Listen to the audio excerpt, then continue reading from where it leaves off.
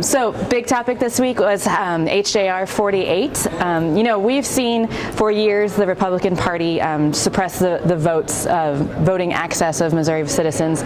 And, we've learned this week why. We've learned this whole session why. When voters tell us what they want, the Republican Party is just not going to listen to them. We've seen since the beginning of session conversations undoing not only Clean Missouri with Amendment 1, minimum wage there have been sections of that talked about, right to work bills have been filed, and just overwhelmingly the GOP is saying that they don't like what voters told us to do in November. So this week HJR 48 came through, and yet again we're seeing that they are undoing what voters asked for. We really expected for it to come up as third read today. We were pleasantly surprised that it has not moved. We are hoping that it's because citizens of Missouri are flooding the offices with phone calls and emails. I know I have received tons of them telling me to listen to what my constituents wanted and to uphold Clean Missouri. So we are eager to see where that debate takes us next week, and we're very surprised to be leaving so early today. But with that, we're happy to take questions about anything else going on. Any reaction to the developments in the Title IX bill?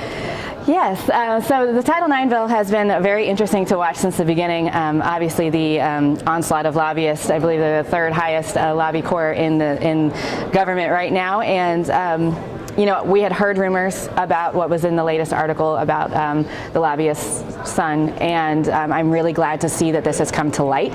We've had a lot of conversation over the years about dark money in the state of Missouri. I wish that the GOP would get serious about really addressing the dark money situation. We have several bills filed on our side. Actually, Representative Meredith has a bill filed dealing with dark money to bring light to this. This is probably the most egregious example we have to show why we need to get really serious about this. So I'm really glad that the press has been so proactive on this and is really bringing light to what's going on. Obviously, you weren't particularly happy with that bill to begin with. Do you think it changes the dynamics now that information is? I hope it does. I really do. We saw that bill. Many folks have said it kind of came out of nowhere, and then very quickly there was a whole lot of attention around it.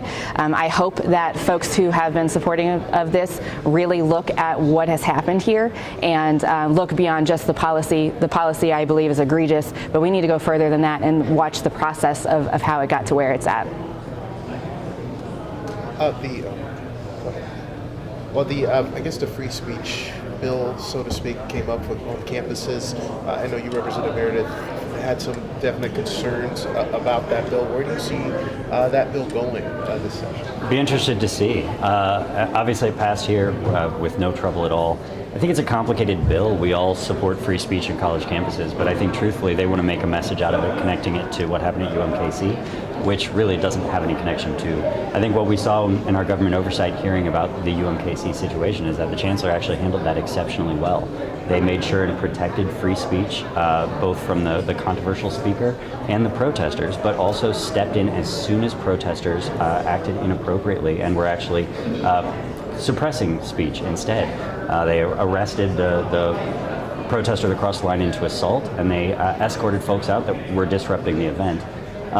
I think that the messaging around that speech bill really is just confirming that what the chancellor did was right. We expressed some concerns over the possible chilling effect on speech of teachers in order to protect sort of a safe space, I guess, they want to provide for students where they're not going to hear speech they don't like.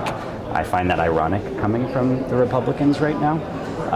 And I also find it concerning, and I think they may be surprised to see that it bites back with lawsuits that they actually don't want. The budget coming out of the Senate this week, either one of you have any thoughts on what the Senate's done with it as it heads over here?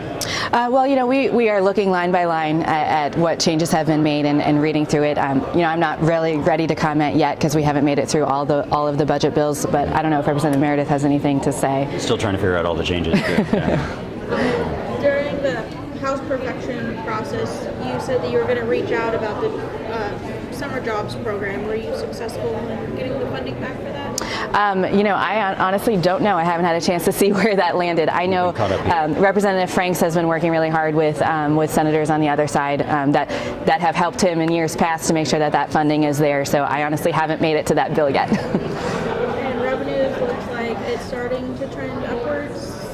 Yeah, well, we're all hopeful that this will continue, but the fact is last year, the next few months were really good months in 2018, so we're going to have really good months this year and then some on top of that to get the 1.7 growth. I know I look at it every single morning and I hope that it maintains this, but I am still very cautious based on last year's numbers that we're going to hit that 1.7, but we'll see. If the minority party had one priority in the last 3 weeks of session, what would that be? That is a very good question. I think our priority is going to be to stop a lot of the bad things that we're seeing. As we discussed, we've got the undoing of Amendment 1 that is moving through, the Title IX bill that's moving through. There are a lot of things that we're concerned about. So that's going to be our biggest thing, is to slow things down as much as we can, cause as much disruption through the rules, and Protect the will of the voters. protect what the voters have asked us to do. I know there's a couple of bills